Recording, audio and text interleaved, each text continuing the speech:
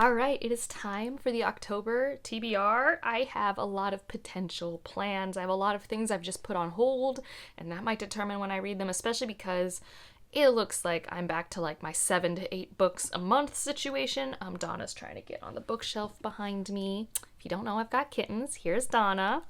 They love my bookshelves. It's great. So far, they're too tiny to get up. When they get up, I'll have to adjust.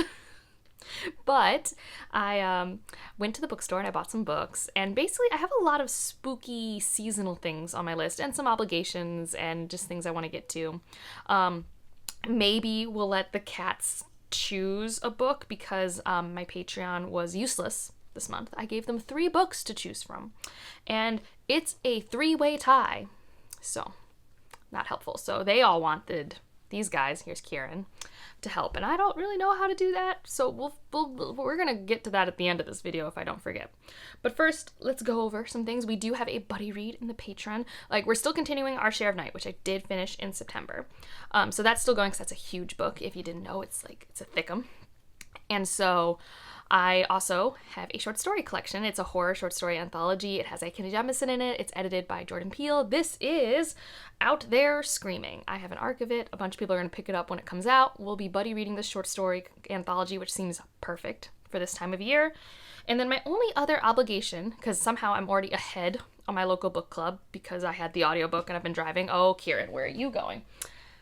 They just all want to get in the bookshelves. I hope you guys are very here for the kitten content this next couple months, because this is where we're at. Oh, he's now perched on my leg. I'm overwhelmed by their cuteness on a daily basis. Anyways, okay, so the other buddy read I have is Fool's Assassin. So this is the last Realm of the Elderling series as of now, and we are starting it early October, which works because for me fits very seasonally fall. Truly. Oh, Kieran's in a box. If you can hear that, he just got in a box like a good little kitty cat. So those are like the obligations, and then the 3 books that the cats got to choose between are these 3. Because I was like, what series should I start or continue? So we had Theft of Swords, War Child, and the Vor Game. And so I will insert a clip here, presumably having the cats choose something. I'm happy with any of these. I might pick up multiple of these anyway, since this is all like a pile of possibilities. Theft of Sword and War Child are both books that have been on my need to start series TBR forever, so I'd love to start those. I also love Bejeweled, and I could use the serotonin always, so I will be happy with any of those, and we will find out in the clip. I don't have a lot to say about any of them. Michael J. Sullivan has it's like a dude, like it's a platonic relationship thing. That's something I've always been attracted to there. War Child, I really like the short stories by that author, and then I've been loving Bejeweled. So those are the reasons why I put them on the list. Okay, we have some kittens. We have some toys, and each of these toys will represent a book. This will be Theft of Swords. This will be War Child, and this will be the Vor Game. And now we will figure out which one will win. I think Kieran might not be that useful. So let's see if Donna will definitively pick a toy. Donna, will you tell me which toy you're gonna have? Which one is it? Which one? Which one are we playing with? Are we just gonna lay down? These cats are useful. And Kieran is now in my lap. Okay, new tactic. I'm gonna throw all 3 of these, and let's see what happens. Yeah, Donna? Also, that's not my real passport on the floor. That's an old one. Don't worry about it. Okay, it's the gray one, which I already have forgotten what that is. I will play back the video, and I will put the book in the left corner.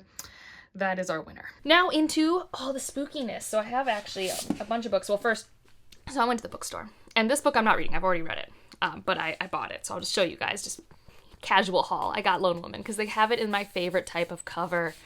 And I just wanted it. I have the Changeling. I wish they had nicer covers of it, but I just really like this cover. I want Ryan to read it. He only reads things if we have physical copies. I'm a hardback girly, which is increasingly harder in this day and age of hardbacks costing. How much do we think this one cost? $27 for this. Just wild. I have gift cards, which is why I don't know the price. I'm like, these are my bookstore gift cards. I will buy these books today, sort of thing. Yeah. So that's the thing I have. But then the rest of these are my physical TBR pile of possibilities, and I'll talk about some other ones I have. First up, I regret every day that I didn't buy the copy of the Hacienda. So I bought the hardback of Vampires of El Norte. I don't even know if I'm going to like this, but it's so pretty. And I really like the Hacienda. And if I really like this, I'm going to buy used somewhere the hardback of the Hacienda, because it also has that dusk jacket feel that I like. Oh, the kittens are playing out of box right behind the camera. So I don't know if you can hear that, but I can see it, and it's incredibly distracting. I know that Stephanie from Bookish Stephanie was reading this recently and really liking it. She hasn't read the Hacienda, so I don't know how she would compare the two. I know some people who basically have been having a similar disappointment that they had with the Hacienda, but they didn't like the Hacienda to begin with. So I don't know. I'm going into it with gothic expectations, and we will see what happens. I might still wait to get my loan from the library for the audiobook, but I love these covers. So I bought it. Serotonin, right? And so that's on the tentative TBR because it's still Latinx Heritage Month, it's still spooky season, it seems to work for both. Keeping along with that on my physical TBR, I still have Jawbone, which is like a literary horror Ecuadorian author. Kieran, do not bite me. No teeth, we've discussed. No teeth.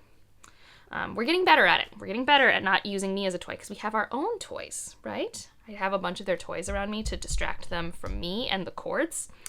It's, a work in progress.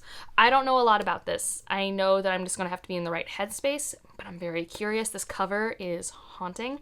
Also, I feel like a couple of my friends have this book, and I might try to, line up a casual buddy read. We'll see. It's also on the shorter side. I think this is like 200 pages, 264 pages. So not too bad.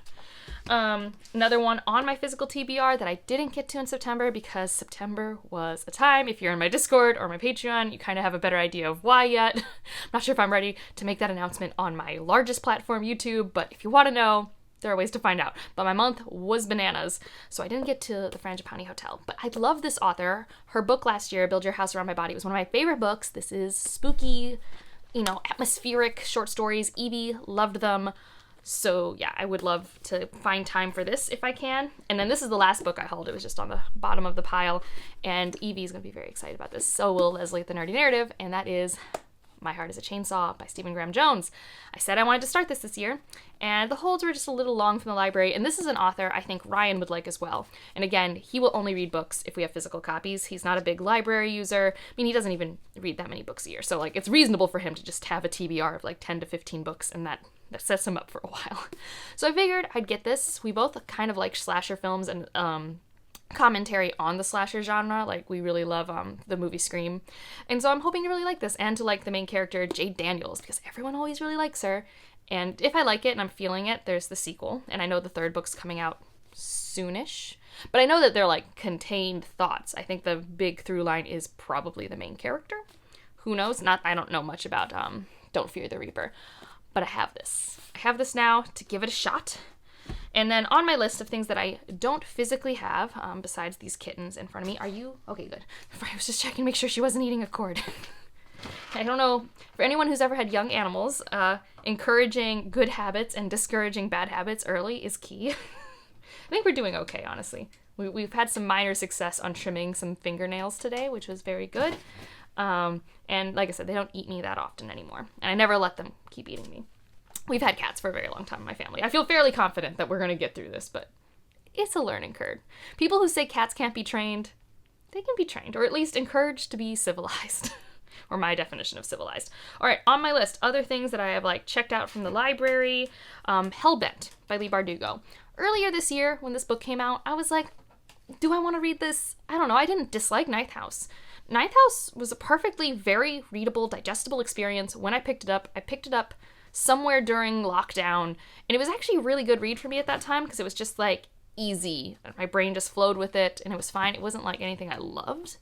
But also for other reasons, I have suspicions that it's going to be on the short list for the Goodreads Choice Awards, and I might do a project of trying to read those, so this might be a good audiobook to get ahead of things. Do not eat my notebook.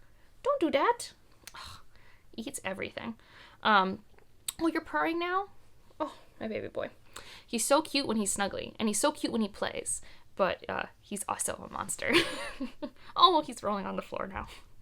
Nope, don't bite my foot. Eat this. Oh, best cat toy? Dryer balls. Who knew? We didn't. Another one is The Last Tale of the Flower Bride. Really wouldn't be surprised if this made on the list. And I remember being like, I'm interested in this, but when it's gothic spooky time. It is now gothic spooky time. So I went and put it back on my list. So in addition to all of these, the only other stuff that I kind of have on my tentative radar, and I have a lot of other holds that I have in the library, and I don't know when they'll come in or whatever, but fantasy romance, which I've always liked. I don't know if that means I'll continue my reread of A Court of Mist and Fury. I don't know if that means, if I can get access to Iron Flame. I don't think I will before November. Oh, I forgot to remove that loud toy. If you hear the ball spinning in the ball thing, that's the cat toy. But there's also that author who got really big this year with fantasy romance. I can't remember the name of her or the books, but here it is, because it's one of those generic noun of noun things. But I'd be interested in trying this, especially if I need, like, the brain candy of things.